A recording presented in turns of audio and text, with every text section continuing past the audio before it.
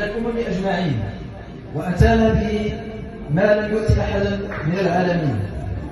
أيها الحضور الكريم، رمضان مبارك سعيد عليكم جميعا، ونسأل الله أن يتقبل منا ومنكم الصلاة والصيام والقيام وسائر الأعمال.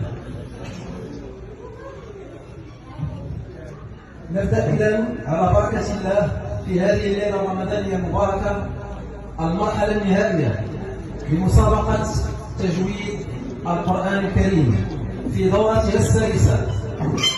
فشركتنا فوريسيا قنيطرة 1 دأبت وعلى مر سنوات عدة على إحياء مثل هذه الليلة المباركة وإعطاء الفرصة لعاملاتها وعمالها وكذلك أطفالهم. وكما جرت العادة، نفتتح أمسيتنا هذه بكلمة السيد مدير شركة فوريسيا القنيطرة 1 سي يوسف بازي، فليتقدم مشكورا. السلام عليكم. الحمد لله والصلاة والسلام على مولانا رسول الله. كما ذكر السي يوسف، كنظن بأنه جمع كاع ما يمكن يدخل على هذه الأمسية اللي كتجمعنا كاملين، ماشي غير حنا، ماشي غير عفوا الشركة، ولكن كذلك الأطفال ديالهم. بالمناسبة على المشاركة ديالهم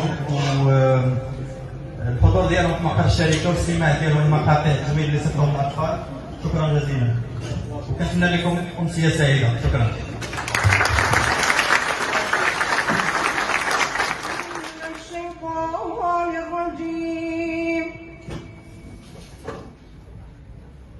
بسم الله الرحمن الرحيم.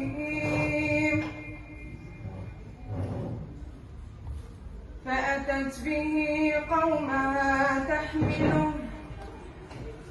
قالوا يا مريم لقد جئت شيئا فريا. يا لنريه من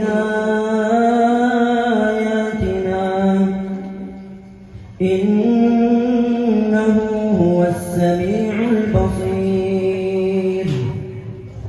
وآتينا موسى الكتاب وجعلناه هدى لبني إسرائيل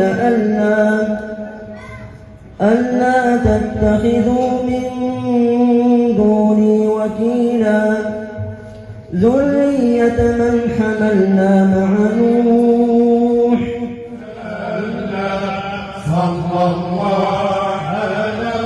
مدير العام لشركة فوريسيا القنيطرة 1 السيد يوسف البازي، أعضاء الإدارة طبعا، المستخدمين وعائلات المستخدمين. كان هناك تنشيط عرف مرور وصلات من الأمداح النبوية من تنشيط فرقة أهل الله. ما نساوش التحكيم أيضا اللي كانوا جاونا حكام من المجلس العلمي لمدينة القنيطرة، ومرور المتبارين. فكانوا عندنا 9 ديال المتبارين خلال هذا الحفل الاختتامي. 9 ديال المتبارين شملوا الفئات ديال الذكور والإناث وكذا الصغار. بهذه المناسبة أود أن أشكر كل من ساهم في إعداد وإنجاح هذا الحدث الكبير. أبدأ بإدارة شركة فوريسيا القنيطرة 1 التي وفرت جميع الشروط والإمكانيات من أجل إنجاح الحدث. وطبعا لا ننسى الحضور الكريم الذي شرفنا وزاد من توهج الحدث وأنجحه بكل امتياز. تزامنا مع شهر رمضان المبارك، وفي إطار الأنشطة الاجتماعية التي تقوم بها شركة فوريسيا القنيطرة 1، تم تنظيم الحفل الاختتامي لتجويد القرآن، وذلك لفائدة عاملات وعمال فوريسيا. وشكرا. السلام عليكم، معكم يوسف البازي مدير شركة فوريسيا القنيطرة 1. إذن كما عودتنا الشركة ديالنا، فإننا كنظموا خلال شهر رمضان المبارك مسابقة لتجويد القرآن لفائدة العمال والأطفال ديالهم.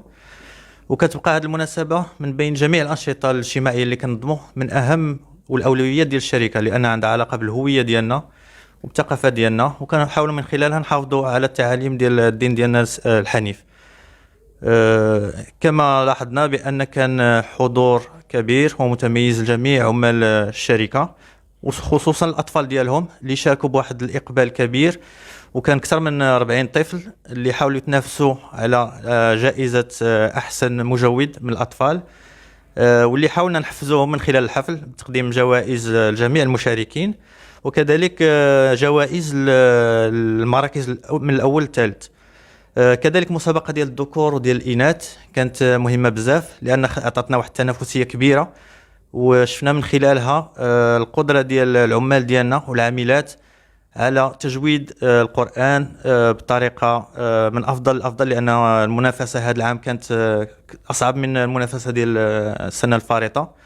والحمد لله الحضور المتميز ديال جميع أفراد عمال الشركة، وكذلك اللجنة ديال التنظيم اللي قامت بالعمل ديالها على أكمل وجه، واللي خلاتنا نشاهدوا السهرة رمضانية على أعلى مستوى. وشكرا لجميع الحضور، وشكرا على هذه المناسبة المهمة.